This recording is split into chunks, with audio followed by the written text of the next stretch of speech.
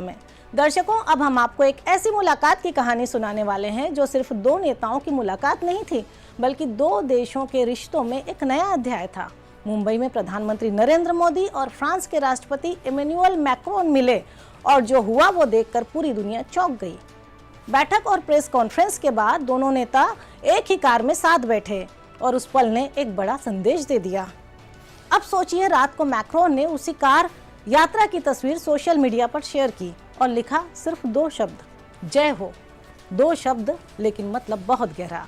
यह इशारा था कि यह रिश्ता अब महज औपचारिकता नहीं बल्कि दिलों की दोस्ती बन चुकी है। और इसी दिन दोनों देशों ने अपनी साझेदारी को एक नया नाम दिया, विशेष वैश्विक रणनीतिक साझेदारी।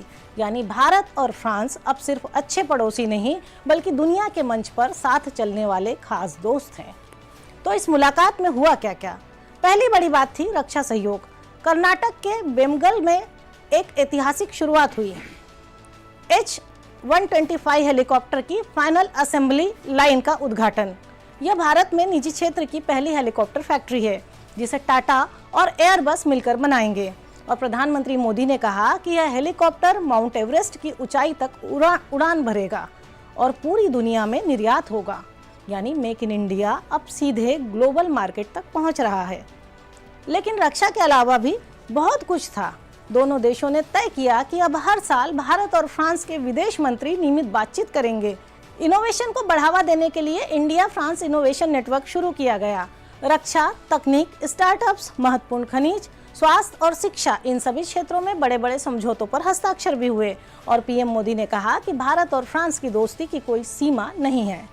अब एक और दिलचस्प बात, मैक्रोन ने इसी मंच से पीएम मोदी को 2026 के 52वें G7 शिखर सम्मेलन में विशेष अतिथि के रूप में बुलाया और साथ ही कहा कि उससे पहले एक खास बैठक होनी चाहिए जहां दोनों देश अंतर्राष्ट्रीय एजेंडे पर मिलकर सोचें, क्योंकि अगले साल भारत ब्रिक्स की अध्यक्षता करेगा और फ्रांस G7 की मेजबानी। यानी दुनिया के दो बड़े मंचों पर दोनों देश एक साथ अहम भूमिका में होंगे। और इस सोच को एक ठोस रूप दिया गया India France year of innovation 2026 के जरिए, जिसकी शुरुआत मुंबई के ऐतिहासिक गेटवे ऑफ इंडिया पर हुई। पीएम मोदी ने कहा कि यह सिर्फ उत्सव नहीं, एक साझा प्रतिबद्धता है और याद दिलाया कि भारत ने गणित, चिकित्सा, धातु विज्ञान और वास्तुकला में हजारों साल पहले दुनिया को रास्ता दिखाया था। और आज भी भारत के युवा इनोवेशन फॉर ग्लोबल गुड के लक्ष्य के साथ आगे बढ़ रहे हैं। अब एक आंकड़ा भी आपको सुनाते हैं। 2014 में भारत में सिर्फ 4 यूनिकॉर्न कंपनियां थी, आज 120 से ज्यादा हैं और भारत दुनिया का तीसरा सबसे बड़ा स्टार्टअप इकोसिस्टम बन चुका है।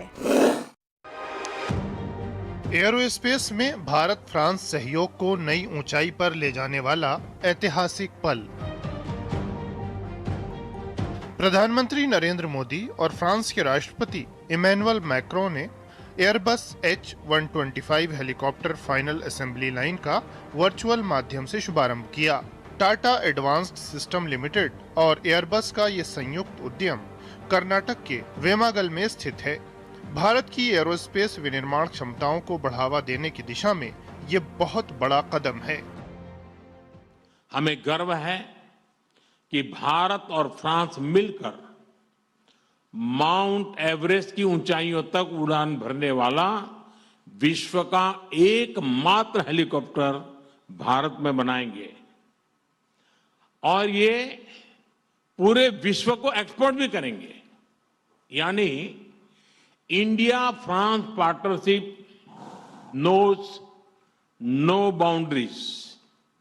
It can reach from deep oceans to the tallest mountain. Mumbai स्थित लोक भवन में पीएम और फ्रांस के राष्ट्रपति की द्विपक्षीय बैठक और प्रतिनिधिमंडल स्तरीय वार्ता में बड़े फैसले हुए। इनमें रणनीतिक साझेदारी को नई ऊंचाई पर ले जाने का ऐतिहासिक कदम भी शामिल है।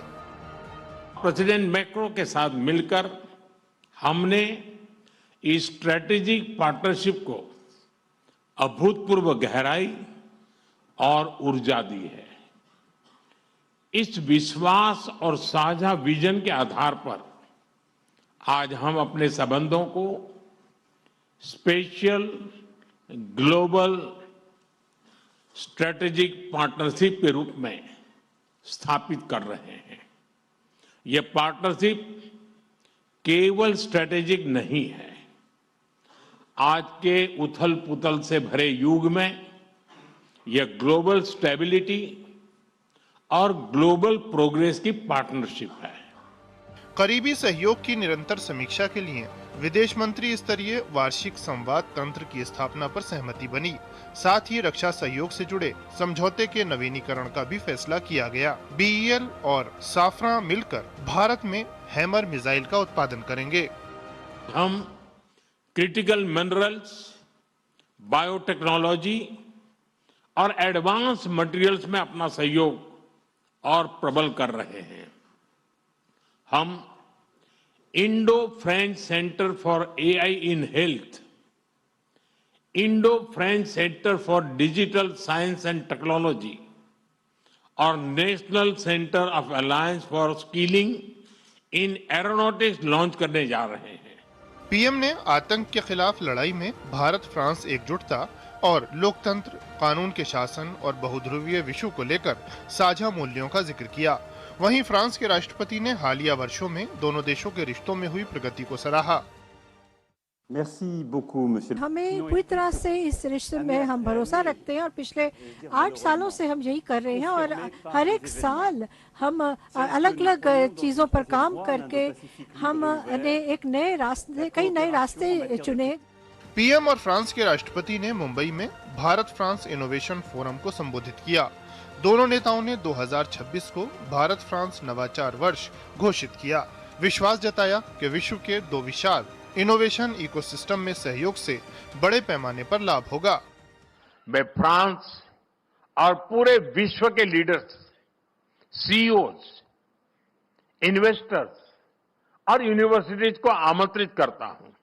आइए भारत के साथ मिलकर ऐसा भविष्य बनाएं जहां टेक्नोलॉजी मानवता की सेवा करे और प्रगति समावेशी हो। 3 ambitions for 2026. First, to better connect our ecosystems in order to make life easier for researchers, entrepreneurs, students, investors who are willing to develop partnerships. Second, to multiply concrete projects that help us tackle the challenges of our time: climate, health, food security, clean mobility. Finally, we must ensure that this momentum continues well beyond 2026. PM और France के राष्ट्रपति की मुलाकात में गर्मजोशी और बैठक में हुए बड़े फैसले दिखाते हैं कि दोनों देश अपनी साझेदारी को कितनी अहमियत देते हैं। इस पूरे दौरे में एक भावनात्मक पहलू भी था। मुंबई पहुंचते ही मैक्रोन अपनी पत्नी ब्रिगिट के साथ मरीन ड्राइव पर जॉगिंग करते नजर आए। उन्होंने ताज होटल में 26/11 के पीड़ितों को श्रद्धांजलि भी दी और भारतीय कलाकारों से मुलाकात की। दोस्तों, यह दौरा सिर्फ समझौते की फहरिस्त नहीं था, यह एक साफ संदेश था। भारत और फ्रांस का रिश्ता अब भरोसे, साझा सपनों और भविष्य की तैयारी पर टिका है। रक्षा से इनोवेशन तक, युवाओं से लेकर वैश्विक मंच तक, यह साझेदारी अब एक नई ऊंचाई पर है। और जैसा मैक्रोन ने कहा, जय हो। दर्शकों, पिछले हफ्ते